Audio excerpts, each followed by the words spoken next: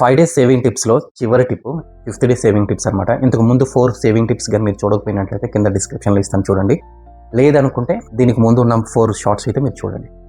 So 5th day saving tips చాలా important tips, money earning tips. మీకు per day 1-2 hours time దొరికినట్లయితే telecalling చేస్తూ commission వేలలో సంపాదించుకోవచ్చు.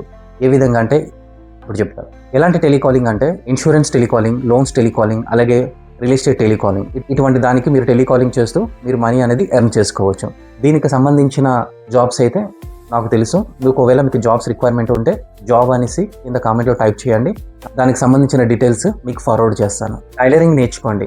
దీని ద్వారా కూడా పార్ట్ టైం జాబ్ చేస్తూ మీరు మనీ అనేది ఎర్న్ చేసుకోవచ్చు. పెద్ద పెద్ద షాపులతో టైఅప్ అయ్యి మీకు టైం దొరికినప్పుడు ఆ బ్లౌజ్కి ఎంత అని మాట్లాడుకొని దాని ద్వారా కూడా మీరు మనీ ఎర్న్ చేయొచ్చు. అండ్ థర్డ్ వన్ ఏంటంటే యూట్యూబ్ ఛానల్ పెట్టడం.